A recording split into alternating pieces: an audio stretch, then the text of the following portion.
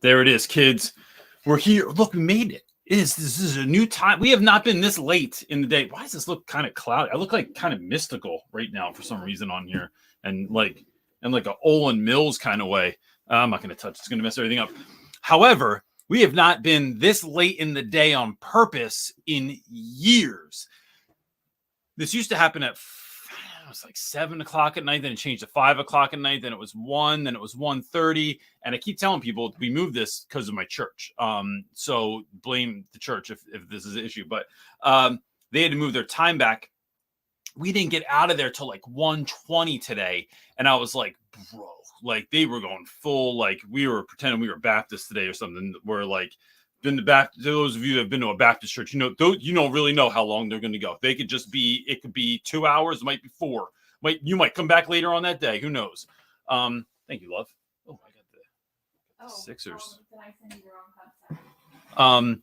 So I really am hoping that there are some folks in here that that maybe don't usually get to be a part of this live, and now you do get to be a part of this live. And so if you are new, or if it's just been a minute since you've caught us on the live tip here, thank you, love. We need coffee. I'm so tired today. I don't know what it is. I had a good night's sleep. I had a great morning. I've eaten, and I am just like exhausted. However, here we go. If you haven't been here in a while, just put a Q in the comment section or the word question, and then write your question as a reminder, right? Some people take us up on this. Some folks, look, here's the thing that I'm getting ahead of myself. We're willing to talk about just about anything, right? If I don't know the answer, that's fine. So don't just ask me questions that you think I might have an answer to. I'm willing to go anywhere with you. And if I don't know, I'm just going to tell you, or I'm going to defer to all the people in the audience, right? Because this is a communal thing that we're doing here. We really believe in our hearts that teaching is a communal activity, and that when we do this work together, it helps us it helps us when we are having a hard day, but it also helps us to celebrate with someone. And if you've ever had to celebrate by yourself, it's not very fun. One time I went to the Grand Canyon. I got there in the middle of the night, slept in my car. It was below 30. I think it was 22 degrees outside. I didn't even have pants with me. I just had shorts. So I wore many layers of shorts. This is beside the point. Woke up in the morning. I was very, very excited to be at the Grand Canyon, and I had no one to take my picture. And this is back in the day when you had to have a camera. So I remember I put the timer on the camera and I stuck it in a bush. So I have a picture of me at the Grand Canyon with shorts on and a winter coat, and it's crooked because that's why we're here. That's why we're here together. All right. So take any questions that you got. And remember, gang, if this is streaming on Facebook, on Twitter, on LinkedIn, on Twitch, and it gets turned into a podcast. So if you ever need it, just so you know, this is something that is like easily shareable. It's right on, you can go right to Apple Podcasts or Spotify. It's literally anywhere you could catch a podcast. This thing is beaming around to. So does it look foggy on your end? No. I feel like I look like I'm in an Olin Mills picture from like 1987. Like there might be a version of me that just no, it doesn't look like that wants over up here at some point. All right, cool. You got any questions for me? I do. It's Wendy, hotter than I thought it was going to be. We just walked in the door from Joanne Fabric. Wendy is up first asking, I've interviewed twice in my district for an instructional coach position. Both times I was highly praised, but the job went to a pre-selected candidate.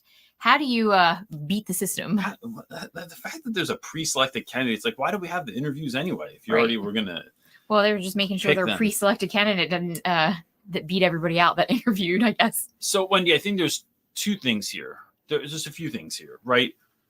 So let's start with what I think is probably the more logical. Well, like, no, I won't say logical. It is like the non-woo-woo answer. The non-woo-woo answer is, one, Steve Martin had this quote. Steve Martin, the comic and TV movie guy, someone asked him, how do you make it in comedy? And one time, and he said, the only way to do it is to be so good they can't ignore you. And so I think that that's part of it. I would, and I don't know your story. That's kind of the hard part of this sort of scenario is like, I can't hear back like a little bit more from what you're saying, but like, are you already doing some of the work and then have that be amplified, right? Like, how can you like if I'm playing the game, I want people to know that I'm doing coaching. I'm already talking to other teachers. I'm already helping them with their instructional practice. I'm already getting them connected with resources and all the things. It's just a thing I do. It's a natural extension of who I am. So if I'm already doing that, but not too much so that the school sees that I'm doing it for free, it's like, this is, Wendy's a natural fit to do this because she's already doing it anyway. And the teachers love her and whatever. That's one, I think, piece of this. The other is, I guarantee whoever was pre-selected is because of a relationship. I think 9 times out of 10, when I see people who get the job, it's because of who you know. And I've only ever applied to, that's not true. There have been several jobs I've been offered in the past, but it's all from schools that already knew who I was, that already knew. And this isn't YouTube knew who I was. This is like, I had a friend that taught there. I knew somebody else that, worked there. I know whatever. It's a relational thing. So it's playing that game and making those relationships, so that you stand out when someone is even thinking of something. That relationship piece is there. What's up, love? I think the other part is if since you know that that's the game, beat them. I actually disagree with you. I wouldn't even go through all that. I do think it's relationship. I think it's John Lopez in the comments hit the nail on the head for me. He said sometimes the interviews are nothing more than smoke screens because a candidate has already been chosen and folks are going to just go through the motions. Like, it's a requirement. So if you know that, if you've been burned by that, if you know that your school does that, I would just beat them at their own game and go, could you let me know, like, I would ask, like, is there a pre-selected candidate on board? Like, because I don't even want to interview if that's the thing. If we're just going through the motions and doing it, like, it's just a waste of your time, really, when your time could be put into doing the things that you're there to do, which is help students. So I don't know. That's kind of how I would go. So I don't know. What are you disagreeing with me about exactly? Meaning, like, I would just, well, I wasn't totally listening. Sorry. I think I would, my answer though is just, I would just beat him and ask him. Like, I would just jump to the punch. To me, if you know that your school does that, it's probably not a good tactic, really, but that's at least in my. I agree, but there's a part of me that wants to, like, those odds are like, oh, you really? Like that, yeah. Like you don't want to pick me. Let me be so good that you're gonna go, man, we really probably could have picked Reynolds. Yeah, because I really think the interviews are probably, although they have someone pre-selected, I think if they found someone better than their pre-selection, they would pick that person. Yeah. I would hope, but I don't know. I don't even like the game. It just it would make me mad that I would go ask and say, hey, is there someone already pre-selected for this position? But that's how it is in business too. I guess, and I like the game in business. It's like, I like the razzle dazzle. I'm gonna figure this out. I'm gonna, like, I think it's kind of fun. But I think the other side of me, the faith side, would be that maybe this isn't your moment. That maybe this isn't your time. And so I would look for the next opportunity to do the same work that you want to do, but, like, literally sitting down and thinking out and writing down, what would I need to do to get better to be able to make this happen? What are the connections I would need to make? Who are the people that I would need to know? What question could I answer better? What could I have on my resume that might end up getting that? And so kind of maybe looking at some of that stuff too, and looking at this as like maybe this isn't I don't know, I'm stealing this from someone. Maybe this isn't a period, maybe it's a comma. And so it's looking forward and thinking, who do I need to become so that I will undoubtedly get it next time? And just, I would move in faith in that this is not maybe the right time for me to do this. Yeah, I think that's a great answer. That's what another commenter suggested as well, which I thought was good advice. Cool. All right, next up is Nicholas.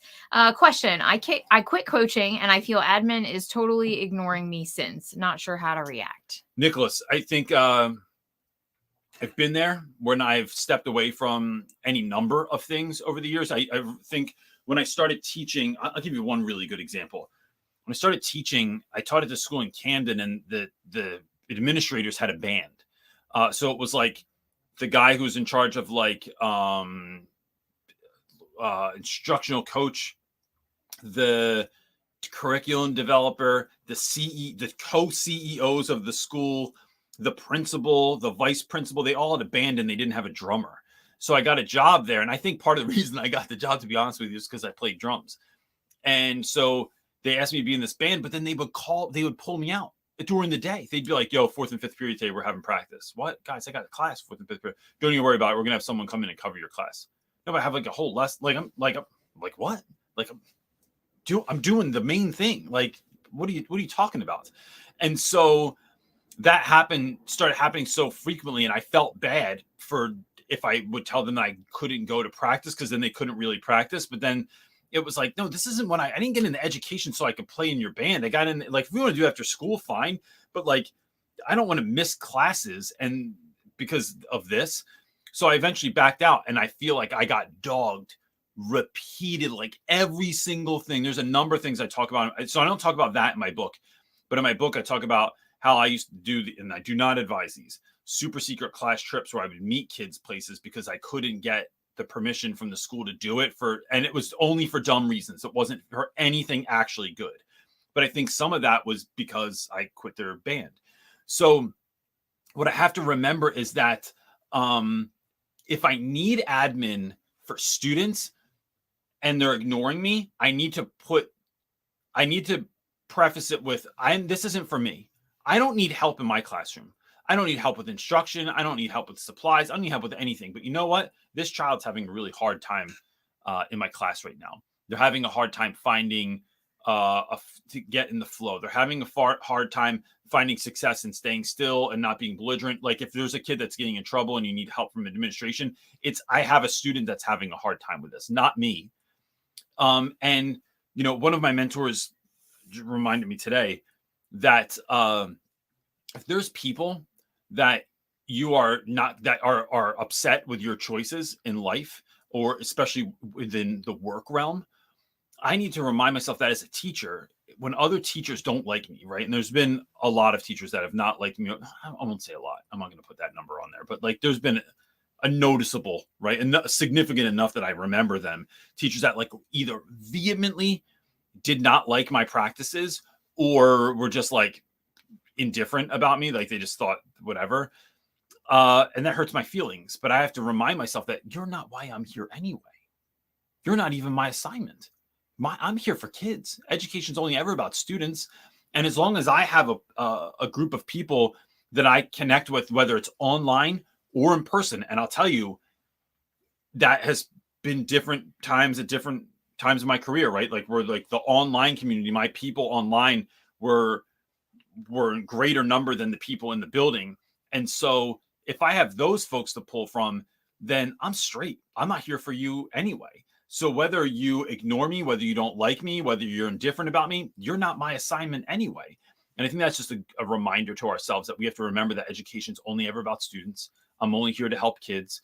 And so again, this might be a question that has like a little bit more nuance to it or a little bit more to it. But that's my off the dome answer. All right. Up next is technically it's Steph Shook, but John is going to post for her today since she's not around. Asking, how can I help support my co-teacher and students when I am required to be at home on bed rest? I don't think you do. So Steph, I would say if you're supposed to be resting, then rest.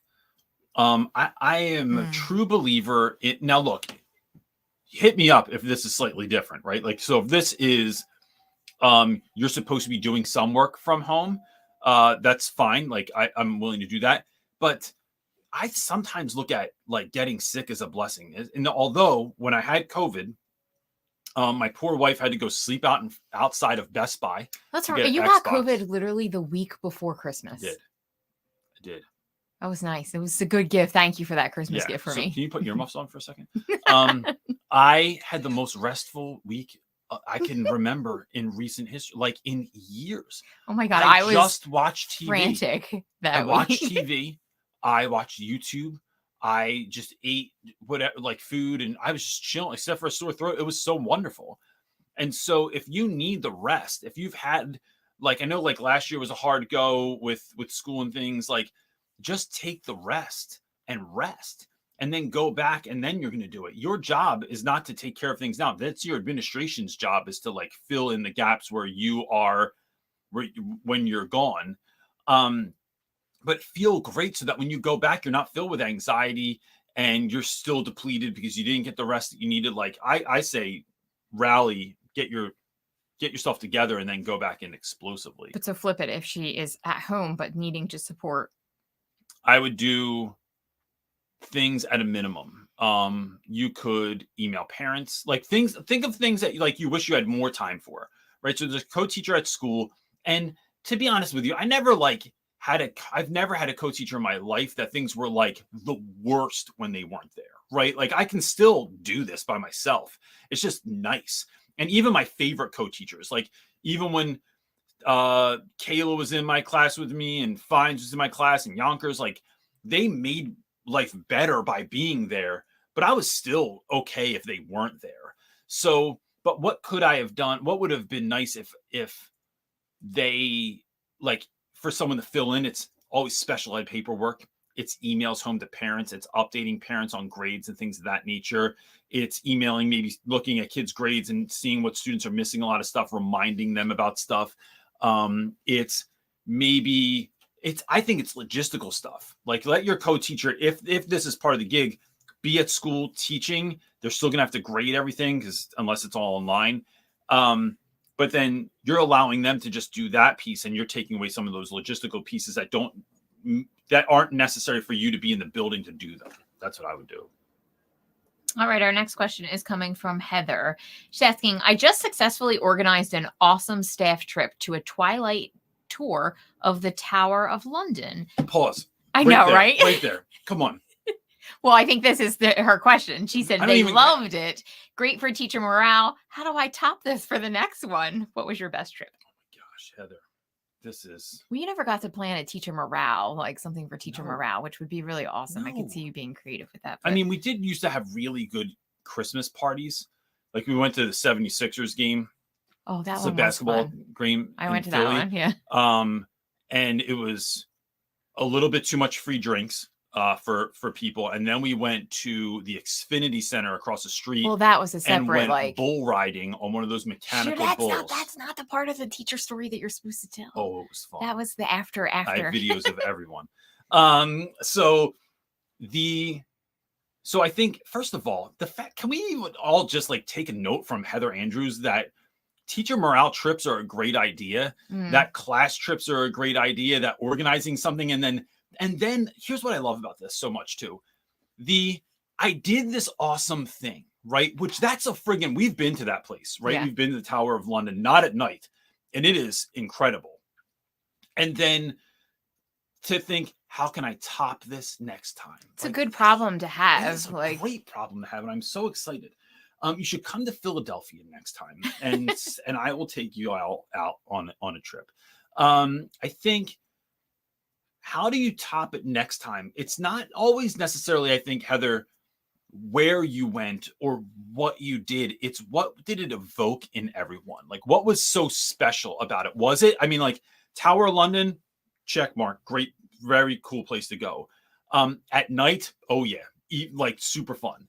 But what was it about the evening that made it so special for everyone? And can we do that again?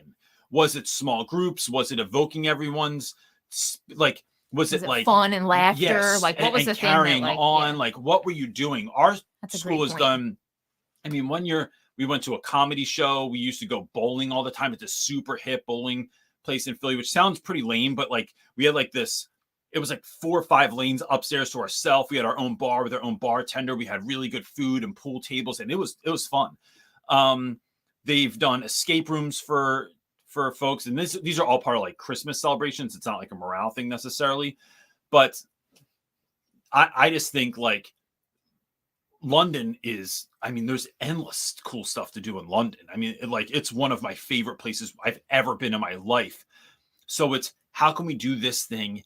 And I would start weaving this narrative, I think, Heather.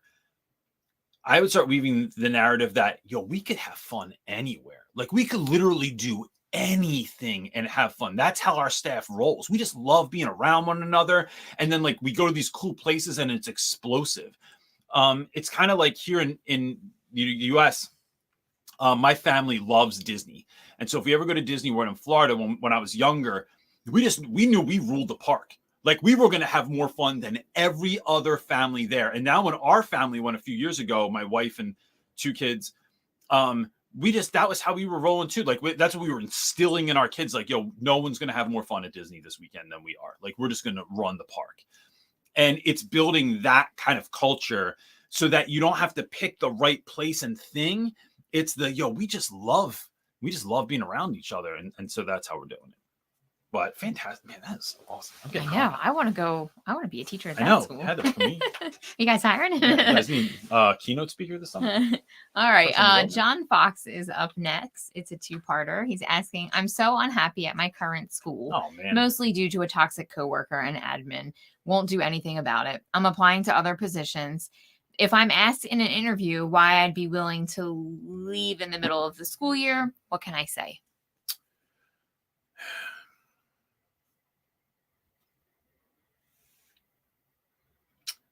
I think, John, I'm really thinking about this because I think I saw something in the Facebook group. I know you talked about this the other week about a coworker, and I think I saw something in the Facebook group about it as well. I think you've been through so much personally, and this is I'm not going to share your story, but you know what I'm talking about. You've been through so much personally in the last several years that if I'm looking at your situation even, and after you have gone through the things that you've gone through, I'm not about to waste time working at a school that all I'm trying to do is be the best for kids. That's it, man. And I know that that's what's in your heart, right? You want to do what's best for kids and to be the teacher you are called to be based on what's best for kids, not even just what's best for you. And so if I'm thinking about that person doesn't stick around at a school. I am so beyond, unless you cannot move, right? There's nothing around for 50 miles and you're in the middle of Kansas, New Mexico, Arizona. You're in a place where there's not an easy, there aren't other schools to go to. I'm just at a place in my life where I'm just not suffering fools anymore. I want to be a part of a community that is looking to uplift and unlock all the specialness that is in the children that we're working with. And so if I'm working at a school that doesn't want to do that, I'm not willing to just stay there for the kids, right? It is, and that's that I can feel there's a friction inside of me that I can feel when I say that, because it is not where I always have been. But I just think, to be honest with you, life is too short. And so I want to be somewhere where I'm not just celebrated, but I can be a part of a celebration every day, where I can be a part of, even if it's difficult, right? Like my school in West Philadelphia was difficult. There was violence everywhere. There's a lot of stuff going on in the community. There were a lot of issues at any given time, but I had my team. And with that team, we were able to do incredible things. I was able to be a part of incredible things. And so this idea of me just sticking it out for the kids, or me, I want to be a part of something bigger than just myself. So I don't want to show up and just be the one teacher. I don't want to be the savior. That's not interesting to me. I want to be a part of the community that is upraising children, because I think that's such a good example too. What a poor example your school's setting right now for not backing you. And what is that showing students? That teachers can act the way that this person is you're referring to and then get away with it? What? If a kid did that, they'd be suspended. So at the least have detention. They, I don't know. We have teacher detentions now, but I would look for somewhere and say, look, I've been through, here's my life in the last few years. And I am really looking to be a part of somewhere that aligns with my values, aligns with, I believe in what they're doing ethically, and is really doing all they can to help students be as successful as humanly possible. And so that's why when I looked up your school and all the things I normally say, right? Do your due diligence, looking up that school, seeing what they're good at, seeing what's happening there, seeing how you could see yourself as a part of their school. Because I saw you guys are doing this, and this, and man, I have this passion for this, or I've taught this, or I think we could do this together. And I'd love to talk to your curriculum developer. And we're going to it's how can I see myself interwoven into the fabric of your school? And that, I think that's where I would go with this. I think that's a great avenue. I love the spinoff of like it is really like, and when you get a glimpse of that, like life is too short to sit and suffer through something. And For what? Right. I think most people can relate to that. And it really like it's not talking about like all the drama, all the stuff. It like shortens it. Nice, like sweet answer. Here's the other thing too. What if in the grander scheme of things, this is all the time you were supposed to be at that school, right? Like when I taught in Camden, it was horrible. It was even worse than West Philly. I mean, it was deplorable. I mean, not worse than. It was not worse than West Camden Philly. was actually better than when I left West Philly, right? That's why I didn't leave. West Philly is like two different schools. Like it seems like it's night and day, right? So, but when I left, it was like, well, maybe that is all the time I was supposed to spend here. But I'll tell you what, I keep up with a lot of those students, a lot of them. I think you get attached to students. Well, I'd imagine I'm not a teacher, but you get attached to students in a way that makes it so hard to leave. But the honest to God truth is there are millions of kids everywhere. There's so many kids at all these different schools that need help. And so I think that can be just a tricky trap that we set with our own minds. John, you'll see if you get a job at this other place. I'm going to say when you get a job at this other place, there will be students that in an instant, oh, this is who I'm supposed to be here for. Yeah. This is it. Absolutely. But then when you leave that school, I mean, look, when we went back to Boys Latin a few weeks ago. It was just Friday. It was last Friday, I think. Date night 2 weeks ago. When Coates saw me in the hallway and like screamed and his mom came over and he was like, Mr. Reynolds is here. Oh! Starts running down the hallway. And then the admin just looked at me like you can always go back to an old school if there's students that have your heart there. But that was hard for me. Like when we left, I was like, man, I don't like. Yeah. You do miss them. But oh, absolutely. Go ahead. All right. Dana is up next asking, how do you make sure that a student with mental health issues, potential depression, gets help if your colleagues, including the school psychologist, think you are overreacting? That's a hell of a question. Wow. My question is, why do they think that you're overreacting in regards to what the student? So here's what I would do, Dina. I would act like I'm not making a big deal out of it, right? So what you want to do is, to the best of your ability, separate your emotion from fact. And so, because when we attach our emotion to it, then that's where the overreacting comes from. But if we just stick to the facts, it's just documenting things. So when we document things, they're not just about getting people in trouble. It's about holding people accountable. And so when I document things, it almost reads like a police report, right? Like, this is what day and time it was. This is what I witnessed. This is what happened. This was the result, and down the line. So if you start to document things, and then think about who it needs to be CC'd or be CC'd on that email too. So are we sending it to the psychologist? Are we sending it to the special education department? Are we sending it to the assistant principal, to the dean, to the parent, to the guardian? Who are we involving in that? Because I think through that documentation, what you're going to be able to do is it's like you're basically creating a clear-cut case as to what needs to be done.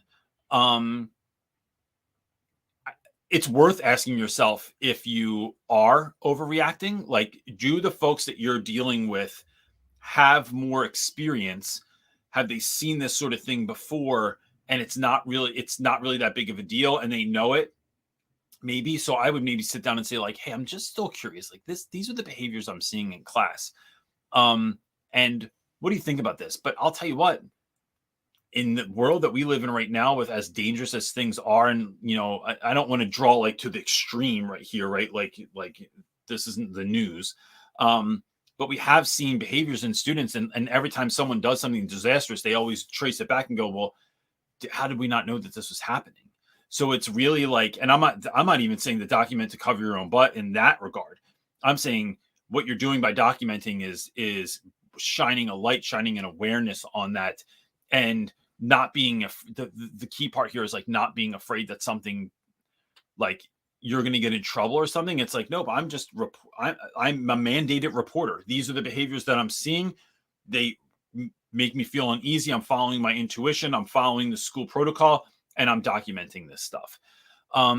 Short of that, I think I would talk to some other trusted teachers. Like, does that student have other teachers that you get down with and asking like, hey, do you see these behaviors like being exhibited in class? And like, what do you think about this? So it's like starting a conversation around this student and maybe like what you all could do to help some of that too. Because look, I'll tell you right now, there's always the meeting in school and then there's the meeting afterwards. So like we'll have a staff meeting and then maybe 10 of us stay behind and then we meet again about like, all right, what are we really going to do about this? And then those folks leave and then there's 3 of us that are like, all right, what are we really going to do about this? And so there's many layers to the amount of help that student is now going to get. But I would start having some of those conversations with your colleagues to make sure that they know as well. All right, our next question is coming from Elise. If you had a candy machine, the kind where you put a quarter in and get a handful of Skittles, what would you use it for? Gosh, Elise, this is the best question. I'm going to tell you right now, I'd have googly eyeballs in it. Like the flat ones? Like the ones that you... Yeah, little ones. Or I would just have like bubbles, like these little bubbles that I get, these like little wedding bubbles that we could use. Or if it was candy, it would, oh gosh, what would I do? I feel like I would go with some Reese's Pieces. I feel like Sour Patch Kids would be my jam, but they would get stuck. Hershey. Junior Mints would make a disastrous mess inside of a vending machine. Hershey Kisses? No, that's just because that's what you eat all the time. And they're going to melt. No, the wrapped ones, not the little like individual ones, though. Not the baking chips that I eat. Yeah. That's a great question. Man, now I want to get a vending machine. I've actually been thinking about that. Lopez said Mike and Ike's. I'm like, I go with Skittles. That'd be a great thing to have in your classroom. One of the ones that has like the little like plastic egg thing in it. It looks like an egg thing. And if kids do a good job, they get a token and you can get a treasure. I think that's awesome, right? And put them all in eggs, like the little, or you could probably even buy those little, they weren't full eggs, but like the ones with just you can get them on like Oriental Trading or something like that, Wish.com or something like that. One of those weird Wish.com's weird. Everybody now is thinking, how can I get one of those? Yeah. No, Facebook Marketplace is where I would go to look, or antique stores. Yes, antique stores are awesome. Okay, Nick Grimes. Great profile picture there too. The lighting was awesome on that. I missed it. All right, Nick is up next asking, I'm the youngest teacher on my team. Most of the others are counting days to retirement and are very jaded. How do I stay positive when surrounded by so much negativity? So, man, this is the question of all time for everything, right? Nick, I think it is, you have to, do you have an answer for this? I'm curious what you have to say. I know what I'm going to say, but I don't want to say my answer. Like, okay. I'm not always, I don't know. I don't actually have a really great answer. Like, I always tend to jump off Take mean. Mushrooms. I jump off mean, like, but then I don't know. Tell people that they're curmudgeons and I'm just doing it different. You just like, I mean, I am kind of mean, face. Like sometimes, but in a very loving way. Suck. I wouldn't do that. Jadedness is horrible and it's not good for the children. I'm just really direct, right? And I'm home with my kids. I love art. That we are the opposite sides of the same coin sometimes. Oh goodness. It's the best. Ignore them. So I would say, I mean, look, you can go, look, it's either the not so secret wife way or my way. My way is I would picture myself as I need to be overflowing with positivity, optimism, goodness, joy.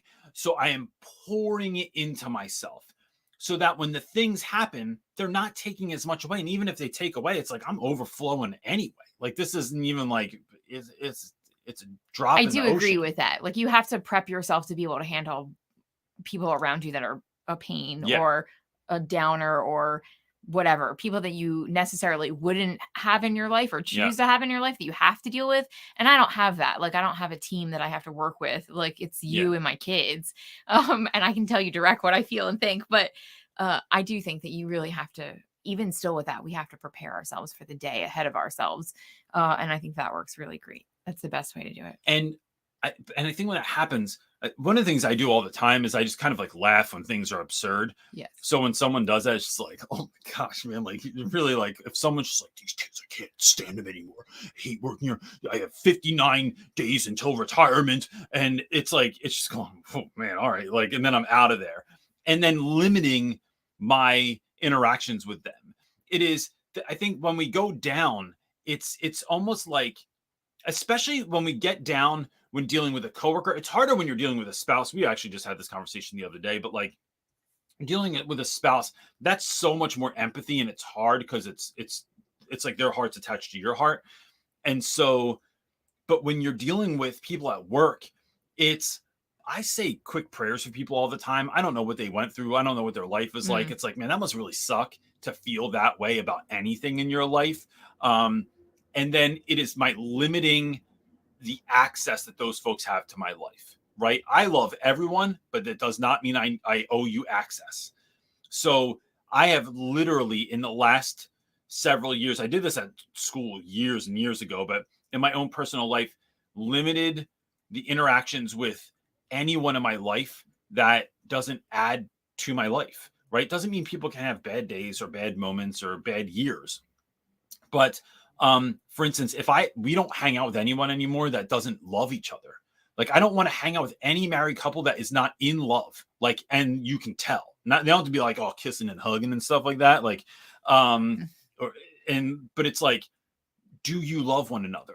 Is that evident, or is it like the old ball and chain? Oh yeah, like doing this kind of like, right? So you just have it love and respect for each other. Yeah, it's clear. I want to only be around that. I like to only be around people that feel like they're trying to get after their best life if they're not even already living it now. So it's limiting those sorts of like interactions with people because of that. I say one thing that I did forget that you mentioned that it made me think of when you say, like, you say a little prayer for people. Yeah. I try and remind myself and tell myself, like, it's not even about a prayer, but I remind myself, like, they might be having a crap day. They might be having health issues. They might have a loved one that's hurting. They might have a kid who's sick. They might just be having a hard day mentally in their head, right? They might have health issues. Like, you just don't really know what people's stories are and what they're going through. So if you can keep that in the forefront of your mind when dealing with people and their negativity or nastiness, you kind of just twist it and turn it around and say, maybe they're having a bad day. Maybe it's like they're so tired of the job. They're so worn out. This is such a hard job. I can see after 20 years, you're exhausted from it. Like, it helps to just give a little bit of grace to deal with for you who have to deal and be in the same space with that person. It's hard though. Fighting a battle you know nothing about. Right. But I think it's hard when all day long they keep dinging at your positivity and your armor that you put on. So I think that's why it's so important to really fill yourself up. Let me say one more thing, because someone just popped in my mind. A person I worked with that was in administration. I went to Vancouver with her. I don't want to say her name or her position. But no one's going to know her last name. Heidi, right? And Heidi was known for kind of being curmudgeon-y, even to her own. Like, she would say it about herself. I'm not just like labeling people. But I worked with someone, and I took great joy, Nick, in like rattling her all the time. I would just like do dumb That's the stuff. Humor part of you. But like, I knew who I was twist it dealing with love. and she kind of hated that she liked it. Cho, the same thing. Cho hated that she thought it was funny. Well, my best friend Jen is like that. Yeah. Oh, yeah. So like certain people, when they don't like something, or they're like, don't sit so close to me, don't talk so much to me, don't do this. I hate it when people do this. I immediately go do the thing, because I just know, like, but if I know it's going to give them joy, ultimately, if I'm not really interested in just pissing people off, but it's almost like sometimes their behavior is so preposterous that I'm like, oh, you don't like when the kids are loud in the hallway, so then I would just like do something to make the kids loud. And I love that I just have this here. It's like bust out the megaphone and start talking through this, and I'd be like, everyone keep it down. You know, Miss Cho doesn't like when it's loud in the hallway. Let's keep it down. And then she's just like, you're being louder than the kids. I'm like, why don't? Oh, I was just trying to help you out. Like, but it's being preposterous. Yeah, but it's figuring out how to like flip it with those folks. You got to know who you're dealing with. But if you don't, like, I just feel like it kind of can wear you down, and then you end up in the same boat with them, and that's hard. So, best of luck. What do you got? I'm looking. Take your time. Teaching with Mr. Hayes. This looks like it's a two-parter, so I have to find the other one. Ahoy from Australia. Long time since I've seen one of these live. Nice. Glad you made it. might sound like a strange question, but did you ever worry that your teaching style was no longer going to gel with students? One of my biggest worries is that students are not going to embrace my lessons or gel with my style as I get older. Does staying in a school for too long impact that as well? I'm in my 6th year. This is a great question. Mr. Hayes, I'm interested. What is this dessert looking material in your profile picture? Is that some Australian? I'm wondering if it's like Australian. It's wafers. Kafoopel. Remember, she sent us like all these like goodies from Australia one time. Send you Vegemite, or no? Maybe she did not send you Vegemite. She said I spared you. Yeah, it's the only thing people in America know from that Men at Work song is Vegemite. That's the only thing about Australia that we know in regards to food. There's nothing else. So I think no. My short answer is no. Am I worried about it? No, because I have a video actually coming out. It's at the editor right now. About this idea that like, am I teaching in a way that I just like to teach, or am I teaching in a way that is necessary for me to teach? And I think that different classes require different types of versions of me. There are versions of me that are wild. I mean, like, we're going next level. Like, your man might come in with like wearing some kind of costumey thing or acting a certain way or being completely out of pocket, right? As my students would say. There's another version of me that can be really serious, that can be really caring, that can be really empathetic. So my teaching style is always based on who's in my classroom at any given moment. And so what I want to do is like, I know like my guy, Joe, who is one of my favorite students, or Hugs, who's the kid on the front of my book sitting in the desk. Hugs like isn't like you're not juggling fire and being like a clown in front of him. He's just like, Reynolds, you're doing too much. But that's not what he needs, right? I need to show up, and I'm not trying to squash my authenticity or who I am, but I am showing up and caring for you, teaching you in the way that you need it. And we all have people like this in our lives, right? Like my wife is not like I'm going to be like razzmatazz all the time and like I do that stuff. And she just tells me, can you please stop? My son too. Dad, stop. It's like, I don't want to do this. And I'm just like, but I'm also up like 3.5 hours before everyone else. I had it 2 doesn't cups even of matter. coffee. That's literally just your personality. But it is. So there is some of that you're going to get no matter what, because you have me, but it's really trying to just teach the kids that are in front of you. And I think it's when we explain to students why we're doing things the way that we're doing, right? I don't ever just do it, because kids ask me every year, Reynolds, why are you so weird? And I go, wait, let's stop. Let's hit pause button on the assignment, because I want to talk about this. Why am I so weird? Because I think that school ultimately sucks. I think it is incredibly boring. And the school model that we have in the United States, at least, and I mean, that model exists in many other places in the world, has been created to make workers for factories, and to go like, and not to like, we're not trying to create thinkers. We're not trying to create people that are get up and go, or create entrepreneurs, or create like, we are literally trying to create someone that like can just follow the rules, sit down, shut up, and then go to work and put your hours in. And so I think that in a system like that, in schools like that, it's so unbelievably boring. That's not what I want for you. I know what I want for you. So here are my values. These are the things I'm working towards with you. And so I think that if I can like rattle this a little bit, what I'm trying to do is make a break in your day that just doesn't suck. And I'm not dogging anybody else in my school. I'm not dogging there are certain teachers that I dog, but I do it on purpose, and because they're friends of mine. So like Mr. Rufo, who teaches math, his class sucks all the time. And I would tell them, I'm like, I would do it. And they're like, I'm going to tell him. I'm like, you should go tell him immediately. Yeah, run on set, your class sucks. But there were like, it was, I think that by and large, school is just kind of lame. Like my school, like in West Philly, my students went to school from, at one point we were in school, I think it was 7:30 or 8 o'clock in the morning. It was 8 in the morning till 5 p.m., right? With no breaks, a 20-minute lunch period. There were no recess, no going outside, not a break to go like play basketball. Even or do anything. Till 4. That's 8 hours. No with a 20-minute break.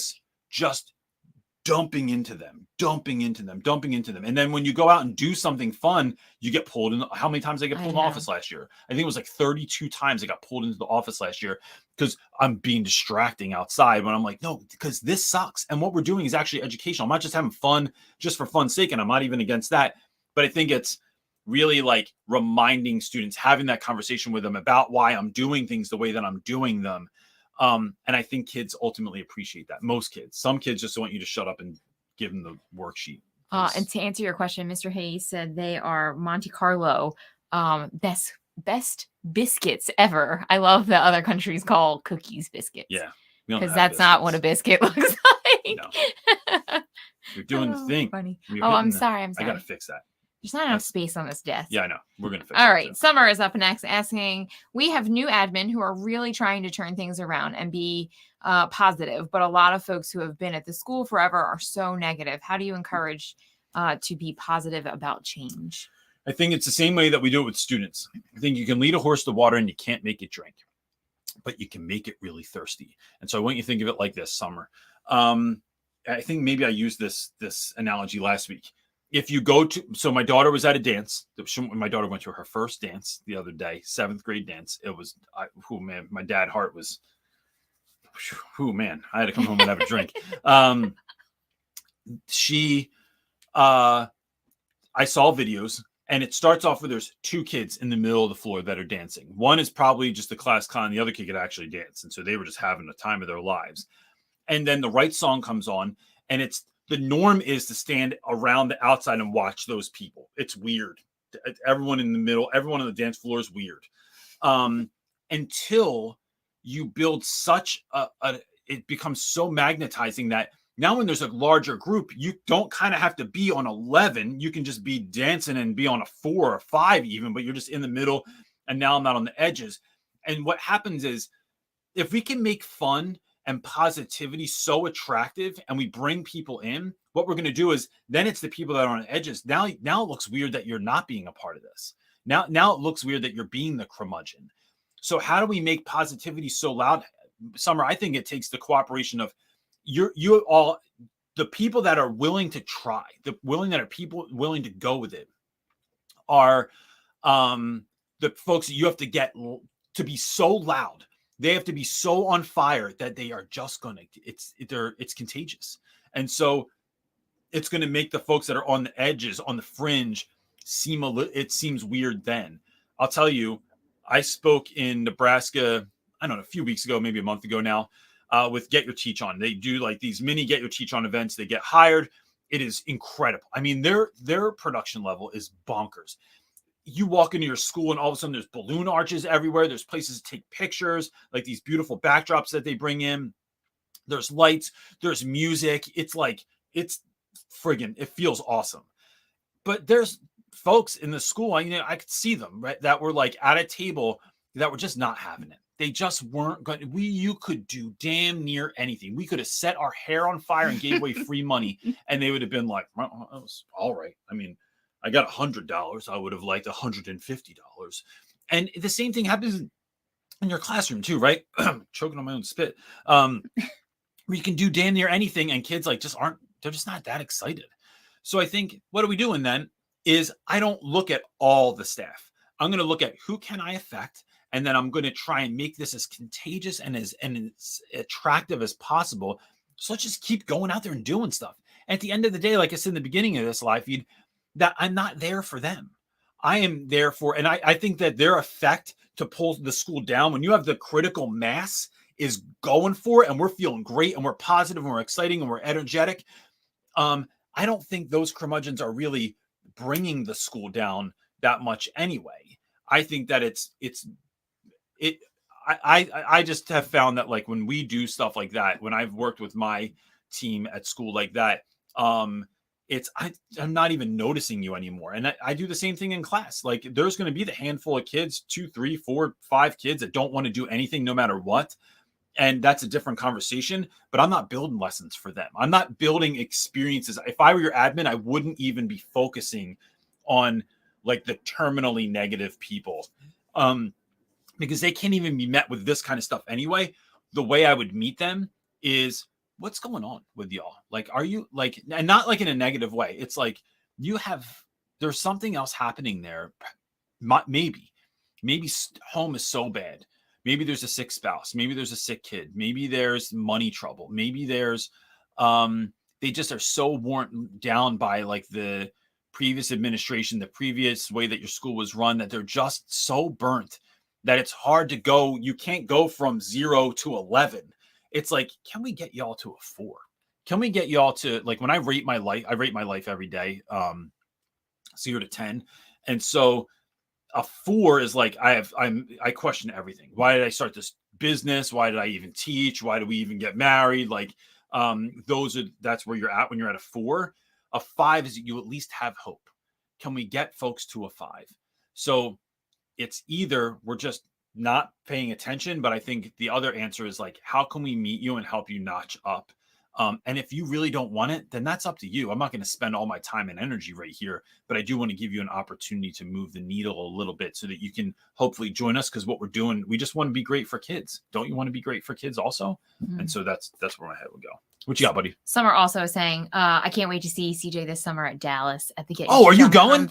Conference. Oh man, so y'all, I'm going to be in Dallas this summer in June for the Get Your Teach On Nationals conference. And it's going to be awesome. They announced that Jesse Itzler is going to be there, who I've read his books for a very long time. I'm incredibly excited. The guy from Magic for Humans, the Netflix special, is going to be there, which our kids, I told them that, their heads almost exploded. Oh, I didn't get to see like their they think reaction. I'm going to be like hanging with that dude. So now I got to figure out a way to hang with that dude. But, do a little razzle dazzle. But Get Your Teach On is, man, if you can get your school to pay for that thing, it is, well, you will feel like you're floating on air when you leave. It is for what it is. I won't say it's the best teacher conference I've ever gone to, because I think Teach Better is right there also. But I think Teach Better, which is in Akron, Ohio this October, and then Get Your Teach On, they're two way different experiences. Both are great. Teach Better is like you're hanging out with your closest friends and family that you love, and they're super great, and you just vibe with them, and it's awesome. And you could do that anywhere. You could be like in someone's backyard and it's amazing. Get Your Teach On is like, it's so I huge. am with it's impressive. 6,000 of my favorite people that I never met in my life at Disney World. It's ridiculous. It's awesome. So dude, that is awesome. I really look forward to meeting you in person. Awesome. That was a whole commercial for Get Your Teach On and Teach Better, which I don't get paid for that. Go ahead. All right. Next question. How do you weigh up when I like when you can't say someone's name, you just skip over it.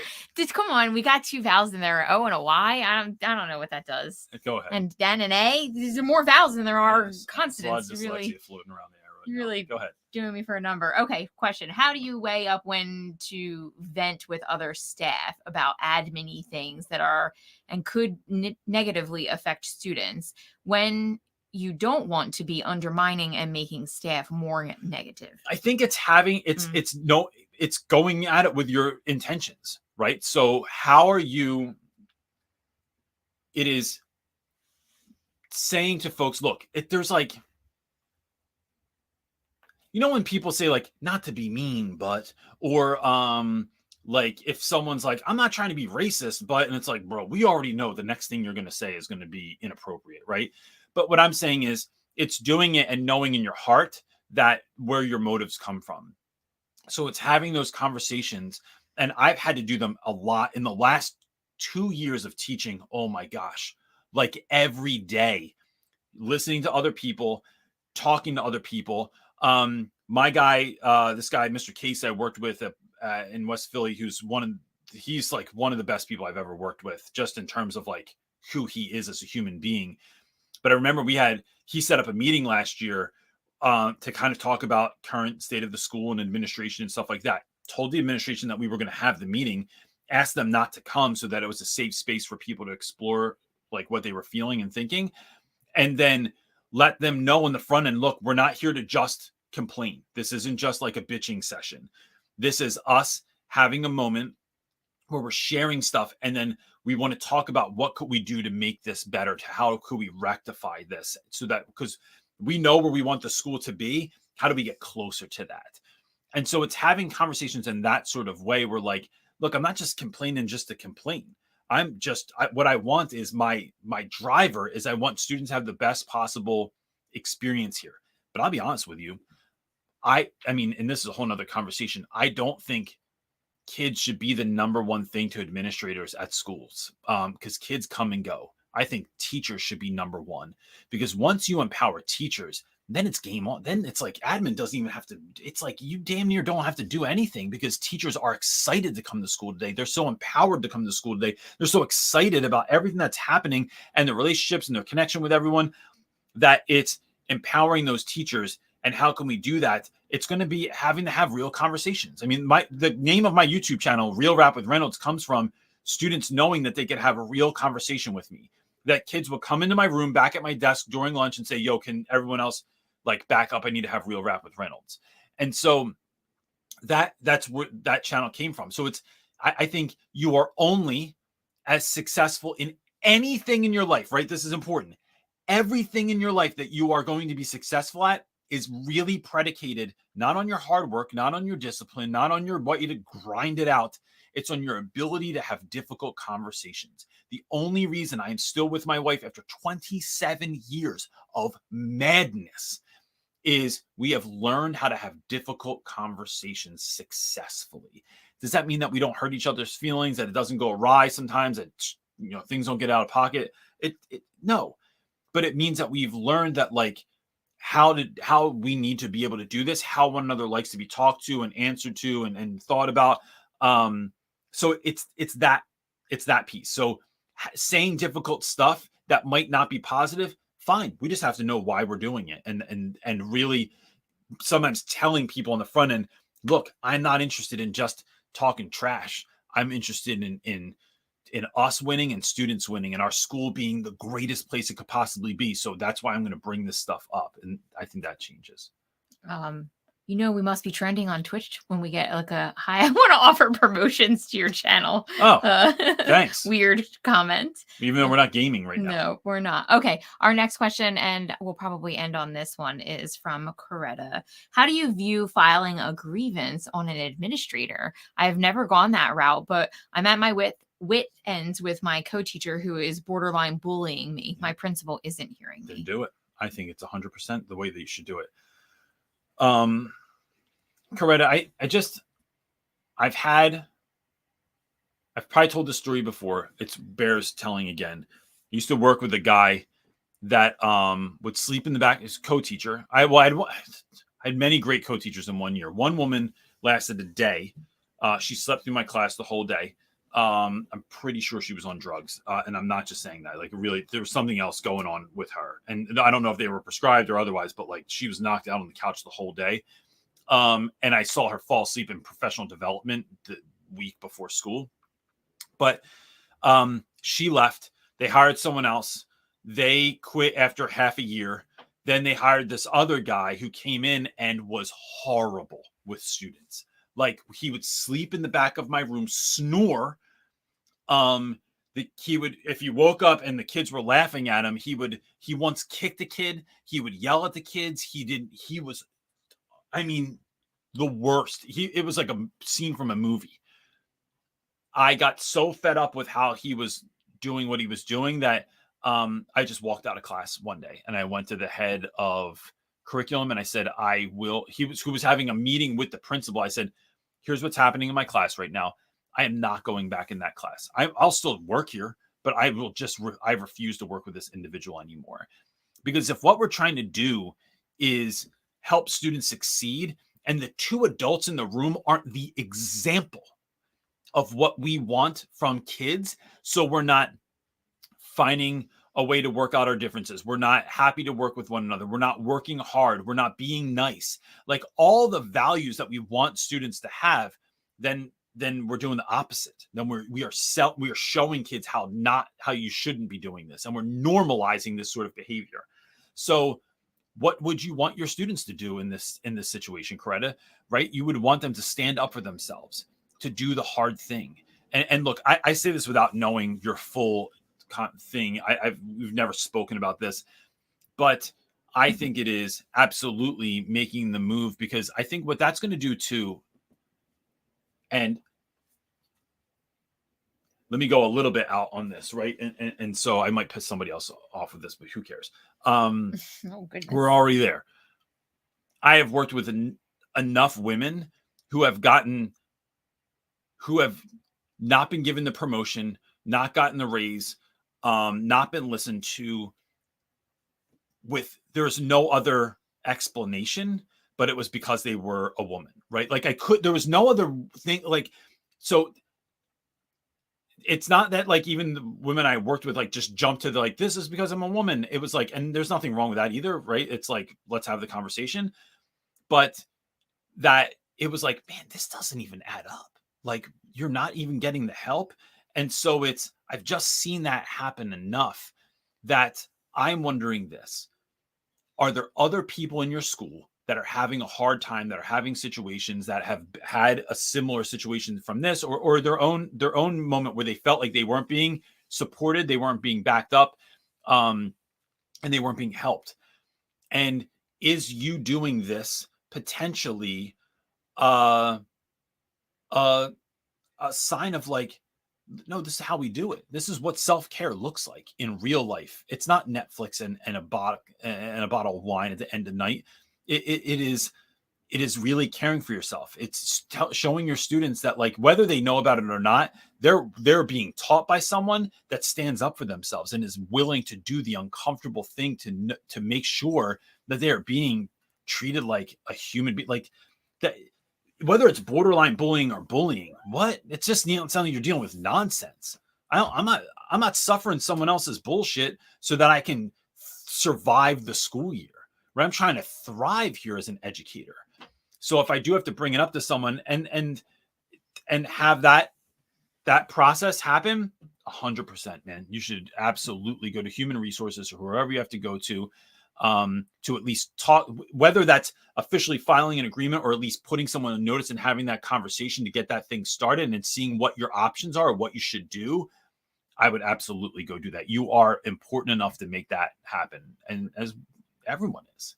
I didn't see that there was a continued part. She said, I've heard people look at you different once you file, I guess, the grievance, but my peace of mind is important and we can't transfer it until May for next year. I will most definitely be at another school in August. So, yeah. And so people may look at you different, but this is the part, Coretta, where I think actual real self-care comes into play so much. To me, I want to walk in confidence that what I did was so right that I don't care what any of y'all think about me, right? Like when I have had, like, I had a moment last year where oh man, here's a whole story that I'm not going to go into the whole thing. I'm not trying to lead on or bait you or anything, but like I yelled at an administrator because the way something was handled, or the lack of how something was handled, a student got so injured because we did not have a system in place that I asked about literally 50 times that year. And I wasn't the only one. That when something happened, someone got hurt, like, what are we doing? Like, and so I had this argument that led to me yelling at an administrator, which I'm not proud of, but it just had gotten to that place that I knew that folks, like, I looked a little bit unhinged in the moment. I just don't care because what I'm doing is student safety is like, should be, why are we even talking about it? It should be such a given that our kids are safe, that I'm not concerned about what anyone thinks of me because this is how I roll. That me as a human being, you being treated right it's like that we're even having to talk about this is so dumb because it should just be a given, right?